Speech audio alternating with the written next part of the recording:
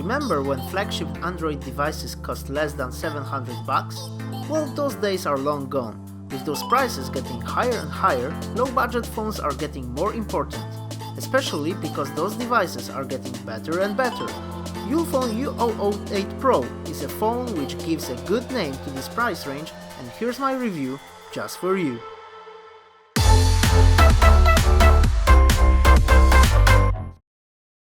First of all, Ulefone doesn't look cheap. Back cover made of metal, better known from much pricier phones. And this back just screams iPhone 6. And it's not a bad thing. Side buttons, even though they're on the same side, are well placed, and the ripple texture on the power button is just a nice touch. Let's flip the phone, and here's a small disappointment. Bezels around the screen are huge, especially the big chin with non-lit capacitive buttons. Many and back, and physical home button, unfortunately without fingerprint scanner. The biggest flaw of Ulefone's design shows up when we turn the screen on. There aren't just silver bezels, we've also got black bezels on the glass. Therefore a huge part of the front is wasted and phone is bigger than screen size would suggest. Maybe it looks better with black colors, because U008 is offered not only in silver but also in black and rose gold. Except for those bezels, I almost have nothing to complain about this 5-inch screen. HD resolution, good color reproduction, wide viewing angles and satisfying brightness, and all of that covered with Gorilla Glass 3. You just cannot expect anything better within this price range. But as I mentioned earlier, almost nothing to complain about.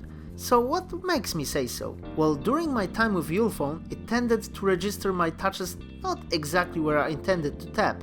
Also, we're limited to only 2 fingers at a time. Thankfully, with 2 fingers you've got 1 to spare when answering a call. After getting this call, the smartphone won't disappoint you. Speech coming out of this speaker is clear, but it could have been a little bit louder. Speaker located on the back also doesn't impress with its loudness, but for media consumption it will be good enough. However, don't expect stunning sound quality. 4G connectivity is one part that helps with good call quality. Also, underneath that back cover you'll find 2 SIM card slots and 1 for memory card, but for some of you 16 gigs of internal storage will be enough. If you don't have a memory card, you can hop into a car and buy it. With Ulefone, I'm sure you'll reach your electronics store cause GPS works flawlessly. Also, it's capable of registering a walk or different kind of activity.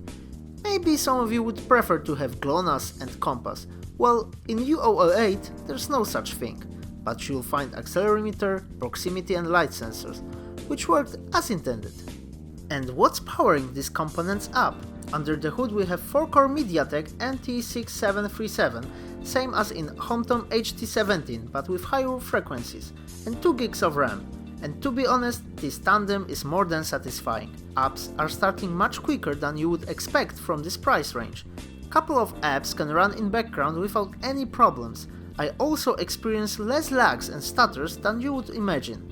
About gaming, there's not much to tell. Low graphics, everything runs smoothly, higher graphics, expect frame drops. To run these apps you need an operating system.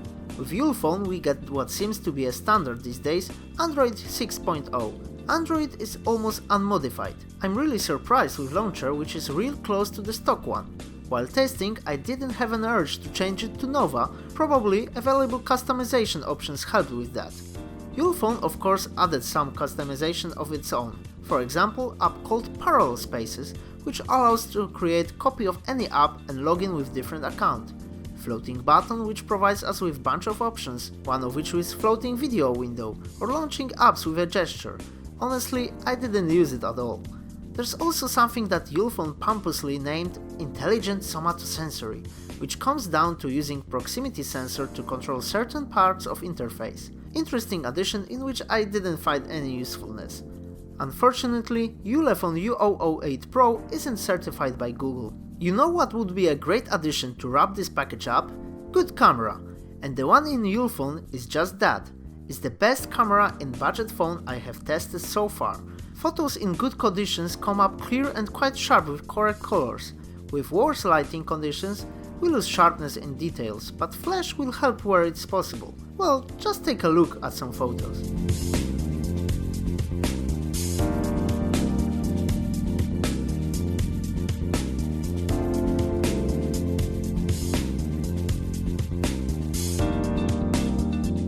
all the photo taking, sooner or later battery will die on us. To prevent that, Ulefone provided us with rather hefty 3.5 mAh battery. With my quite heavy usage, it lasted me to the evening with 10% left and over 2 hours of SOT. I also performed a little test. Turned the airplane mode on, set the brightness and volume to 50% and checked how long would it take to fully discharge battery with looped Full HD movie. Ulefone lasted for 7 hours and 54 minutes. Quite impressive. I praise Ulefone U008 Pro, but I haven't mentioned its price throughout whole review.